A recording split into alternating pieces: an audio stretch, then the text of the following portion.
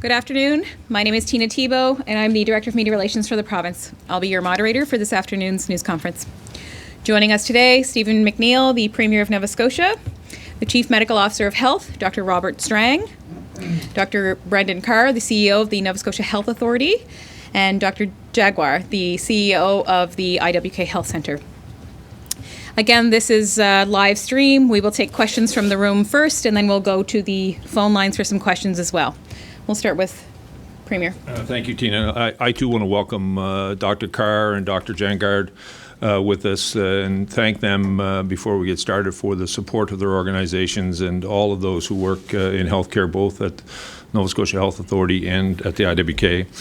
As been announced, we have 2 more presumptive cases of COVID-19 here in Nova Scotia. It brings us to a total of 7, and I'll ask Dr. Strang to talk more about those cases.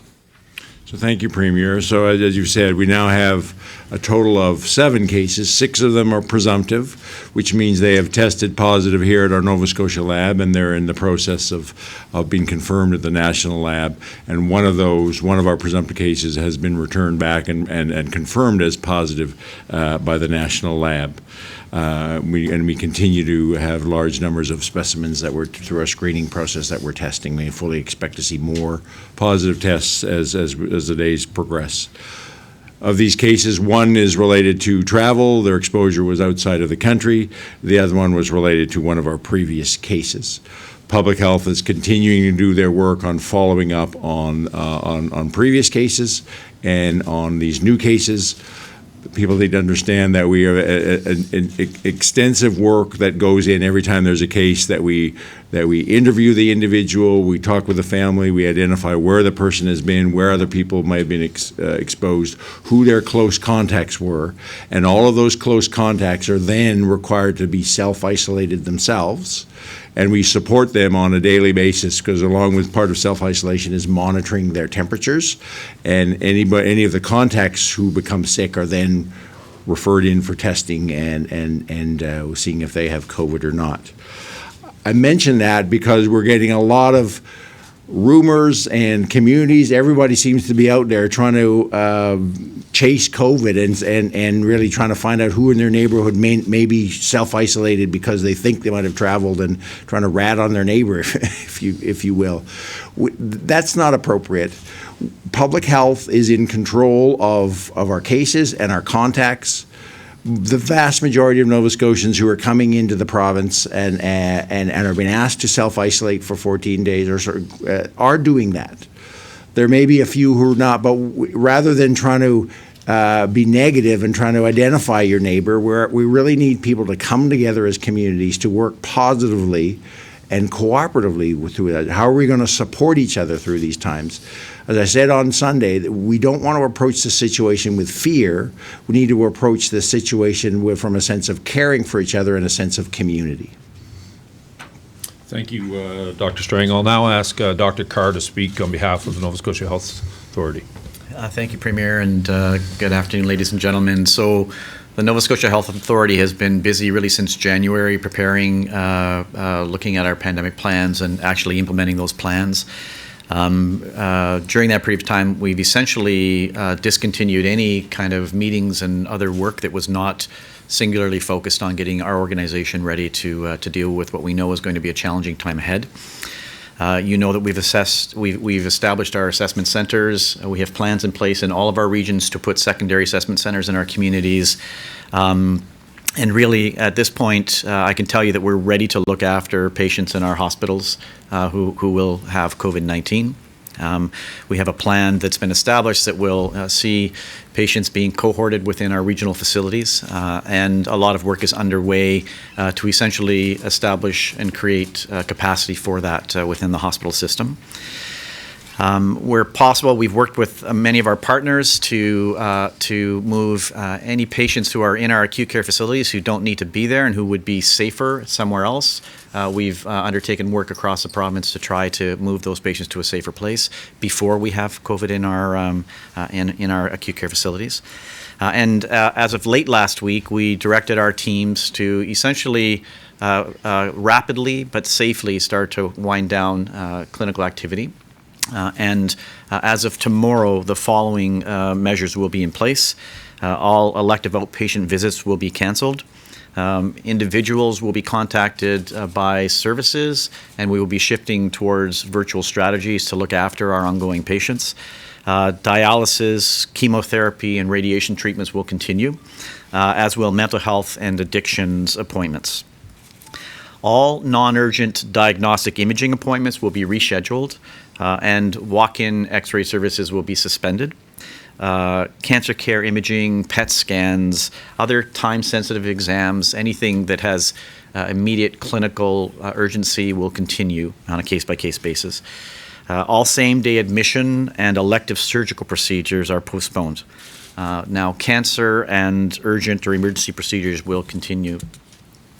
And essentially, as we're freeing up inpatient beds, we will be cohorting those beds and creating some spaces where we'll be looking after our future COVID patients. As I said, we have plans, protocols in place to look after that. Thank you. Thank you, Dr. Carr. Now I'll ask Dr. Jangaard to speak on behalf of the IWK. Thank you, Premier. Good afternoon, everyone. At the IWK, we have been working with our partners, as you've heard, to do every appropriate step and to make every appropriate decision that we can to ensure the safety of our patients, their families, and of our clinical teams and staff. Over the last number of weeks, we have been focused on ways that we can look at building capacity at the IWK to maintain our ability to respond for the care needs that we anticipate coming with COVID-19 as well. Decisions to alter non-urgent services are very difficult to make, but it is the right decision to make at this time. And therefore, as of tomorrow, Wednesday, March the 18th, we will be suspending all non-urgent services at the IWK.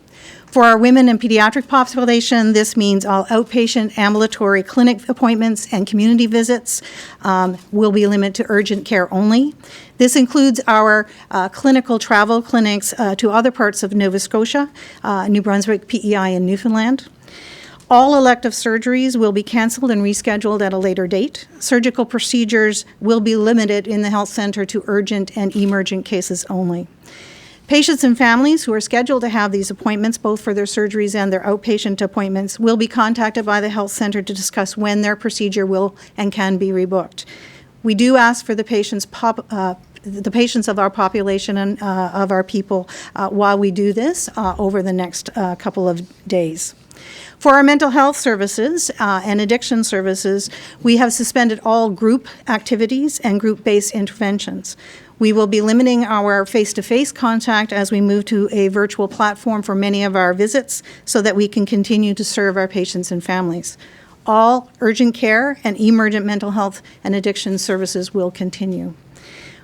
With these non-urgent services suspended, we can build some capacity, look at how we can utilize our healthcare staff within the IWK, and also possibly for our partners as times move forward in this situation. This is a place where we all need to work together.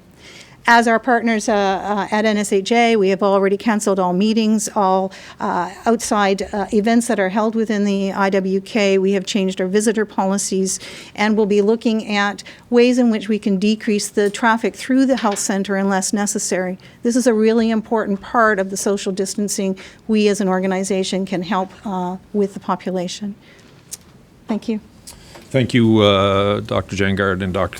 Carr. I want to thank both of you, and I hope on behalf of all Nova Scotians express our great appreciation to the men and women that work in your organization who have been outstanding during this time of challenge, and we know that they'll be there for us and our families if needed in the coming weeks and months ahead. So thank you all very much.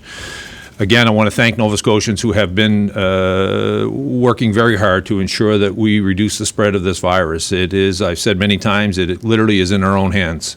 Continue to follow the proper hygiene that Dr. Strang has talked about many times.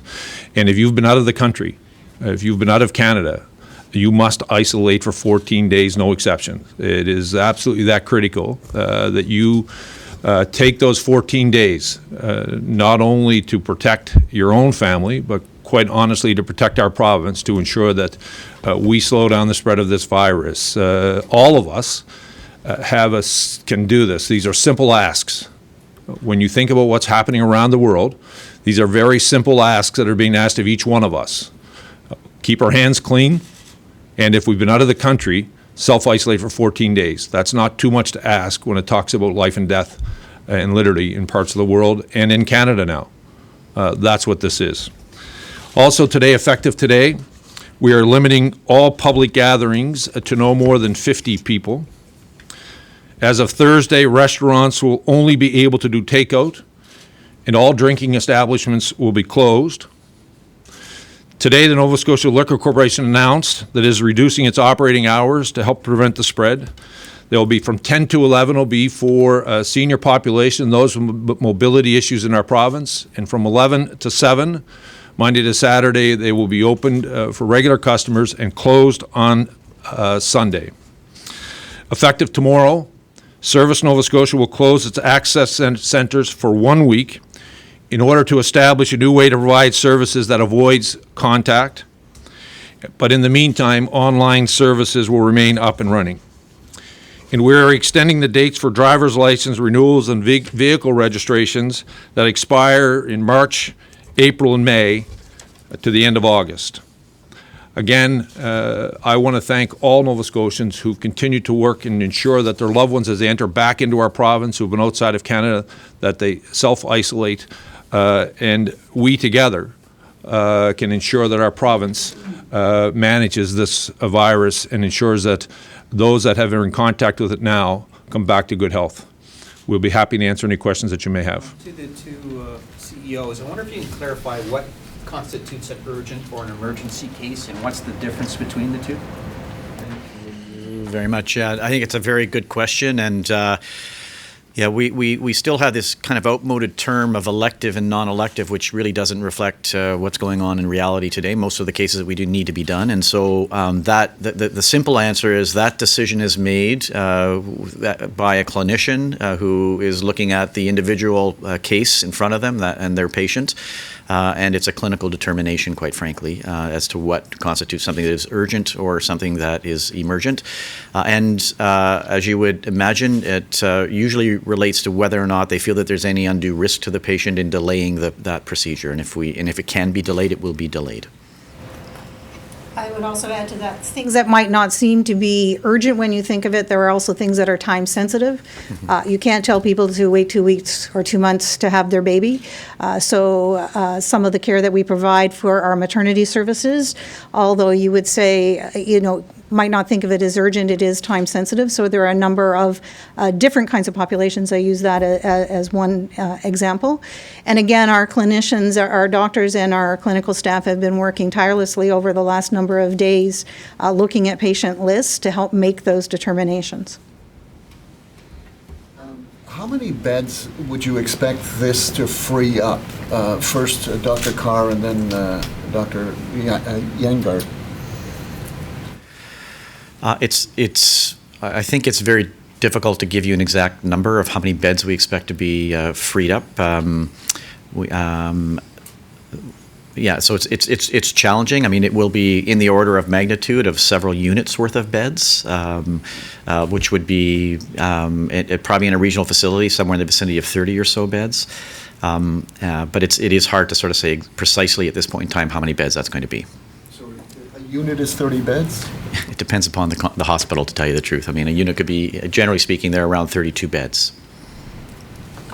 Our units would be a little bit smaller than that. We're looking at freeing up capacity for somewhere around 25 to 28 spaces for patients that we would need to be seeing and taking care of in this fashion. The important thing that we're also freeing up, though, is staff. So physical spaces are one thing, the staff to take care of people in those are the other, and the discussion of how we can redeploy, working with all the right people, those staff to be available is important. Can you talk about capacity a little more? How many ICU beds are there now, and what's the situation? We talked about the ventilators. What's the situation with radiologists? Are there enough of them? How many are there? What's the expectation moving forward? So we have, we operate 120 adult critical care beds in the system here in Nova Scotia, and our colleagues at the IWK would operate. We have 7 pediatric intensive care, and we have another 40 neonatal intensive care beds that can be repurposed and reused.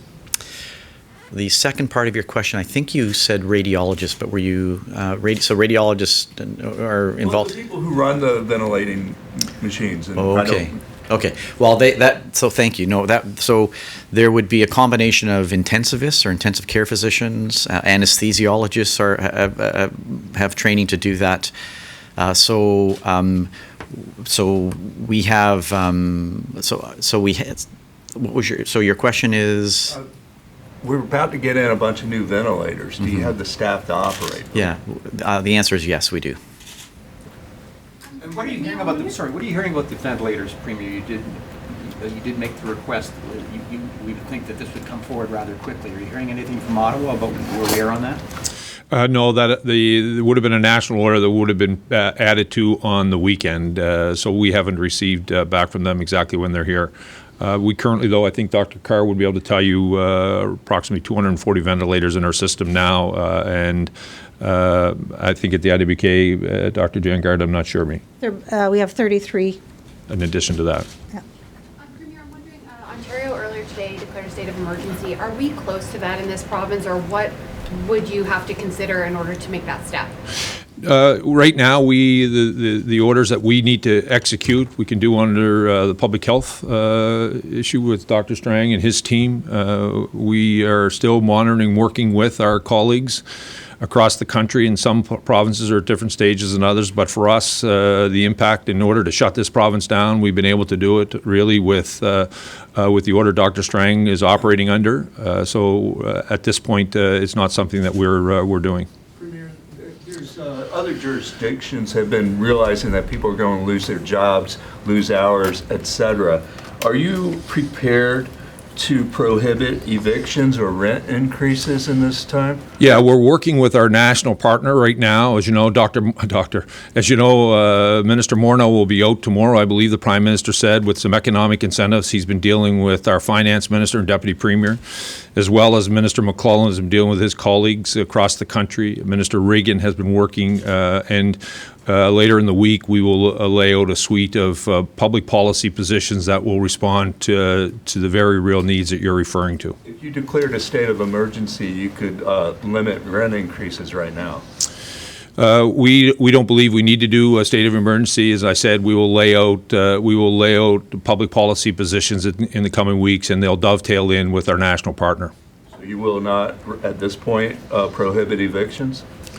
It'll be part of what I said when we lay out a policy, public policy at the end of the week. The national government is laying out some initiatives tomorrow that a number of our ministers have been working with that will dovetail public policy into it. We'll take 2 more questions before we go to the phone. Go ahead, Global, and then Jean. A question for Dr. Strang. Just back to the 2 new cases today. You mentioned one is international travel, and you mentioned another was in contact with other cases. I guess I'm just looking for clarification around some of these cases, where they've all been transmitted from, and what's the connection to them, or if any. So, as I said, we've got 2 cases that or one case is a contact with another case. The other 6 cases have traveled in various parts of the world. We are, I guess, minimizing the amount of information on individual cases that we provide.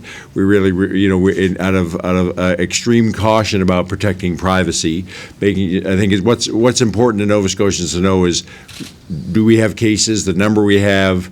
It is important to know, for even in public health, where they might have been exposed, i.e., out of the country, another part of the country, or at some point within Nova Scotia. Have any community transmitted cases then? We do. None of our cases, any of our follow-up is indicating that they were spread what I would call general community spread. As I said, as we said yesterday, 2 of the cases had been exposed in situations where they have been exposed to people who had come in from other parts of the world. And then just a follow-up, sorry to that. With the 7 cases, do we have any that are requiring ventilation right now? What is their status? Where are they? None of our cases are hospitalized at this point. We'll come to Jean. Go ahead. Dr. Carr, off the top, you said your hospital or your hospitals were ready to deal with patients. What gives you the confidence to say that? Because our teams have been working flat out for 3 months, Jean, to get ready for this, and we have expertise, and those experts have been working extremely hard with our colleagues at the IWK to work through the details of previous plans. So we have the benefit of the plans that we developed during H1N1. We have the benefit of a lot of information, knowledge on best practice and evidence that is emerging on COVID-19. And our teams have literally been working in real time to take that information and translate that into treatment protocols, standard order sets, all the kinds of things that you need. And really, mentally, our teams are prepared that if we know that it's imminent, that we are going to have patients that are going to need to be in the hospital, and I think that we're ready to bring those patients in the hospital and provide them with care. Go ahead. Same question from the IWK. Are you ready? So I believe that we are ready. We do know from some of the evidence that has come out about COVID-19 around the world that this likely is a disease that will be less effective or less impactful on most children, most healthy children. We do know, however, that we have children that are at risk, and those children will be the ones we very much want to, just like our elderly, protect by keeping people away from things and keeping people away from them. This is the work that we do. We have just come through, actually, at the IWK, a very busy respiratory season where we've had, anywhere from 2 to 14 children admitted a night with other respiratory viruses, some of which have needed stepped up and intensive care. This is our day-to-day business. What we've done today by these announcements is giving ourselves a little bit more capacity to be able to do a little bit more, knowing that something quite different and unique is coming down our pathway. But we are ready. We'll take one more question before we go to the phone lines. Dr. Strang, I'm just wondering, the 2 new I understand you don't want to specifically say what area of the province they are, I guess, but where are the 2 new presumptive cases in Halifax? And can you also confirm where the confirmed case of COVID-19 is in Nova Scotia? So as I said, we're being extra cautious now around protecting people's private information, and so we're not going to be giving any specifics, even in regions of province or age. That really isn't relevant for Nova Scotians. They need to understand that public health, we have intensive work on each of these cases, identifying people who might have been exposed, as I explained earlier, and then working with them around self-isolation. We need to understand that we will get this disease across the province. So focusing on this area or that area doesn't matter. We need to come back to focusing on what people do to keep themselves safe, all the personal protective measures, what we're asking people to do to limit their contacts with others, and all the measures we're putting in place to do that. It's critically important we do that, so we actually, my clinical colleagues to my left, are actually have the capacity in their organizations to manage the disease that is coming their way. But if we don't do collectively as Nova Scotians what we all need to do, they will not be able to handle the flow. This is the time that we work together so we have clinic, so those who will get ill and have other healthcare needs that need hospital care will be able to get those care needed. I can't stress that strongly enough. It's our job together to preserve our healthcare system. We'll go to the phone lines now. We'll take 3 questions from the phone lines. Go ahead. Bill Martin here for Six Rivers News. All right. Bill Martin, go ahead. Dr. Strang, when you announced the first 3 cases in Nova Scotia, you advised that 2 were in HRM, 1 in Kings County. You just said that you're choosing now not to do that. But as one who lives in rural Nova Scotia, I think it would behoove you to let us know, at least on a regional basis, because that will add so much more strength to the need for social distancing and so on. But by not allowing us to know, people might get complacent thinking perhaps it's all in Halifax. So we've talked with our privacy folks, and I'm going to beg to differ with you a bit. Everywhere, it doesn't matter where you live today, you got to be prepared and be doing what we need to all do together, whether you know you have a case of COVID-19 in your community or not. Because if it's not here today, it's likely coming in the coming days. but now's the time to all do the things that we need to do across the province.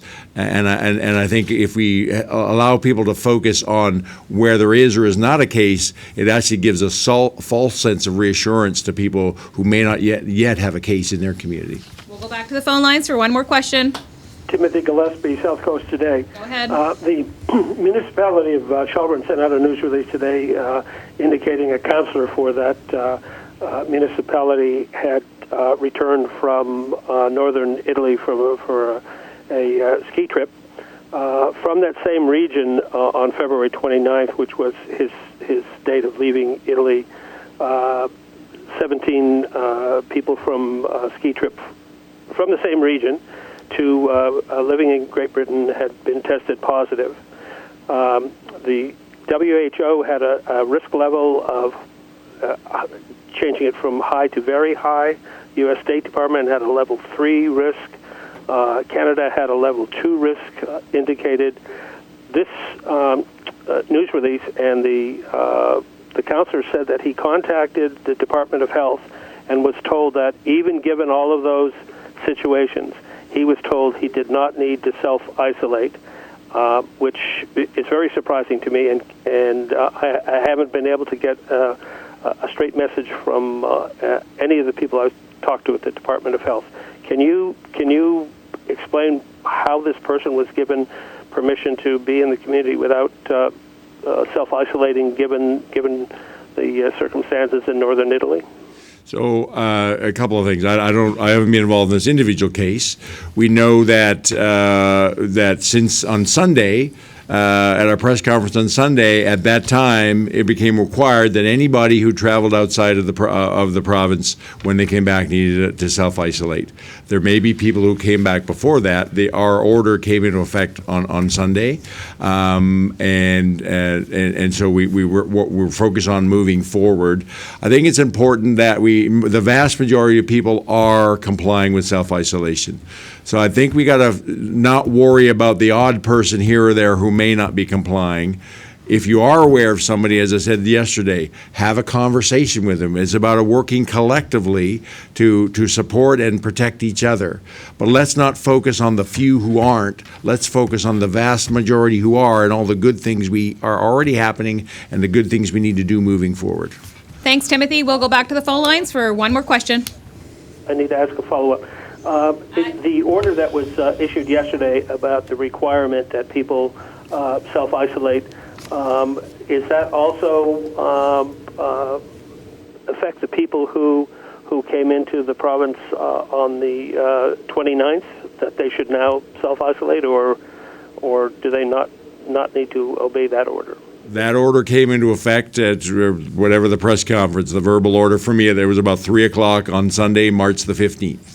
That's all the time we have for questions on the phone. Back to the room, 2 questions. Premier McNeil, with the 50-person limit, how does that apply to shopping stores, grocery stores, malls? How does that apply there?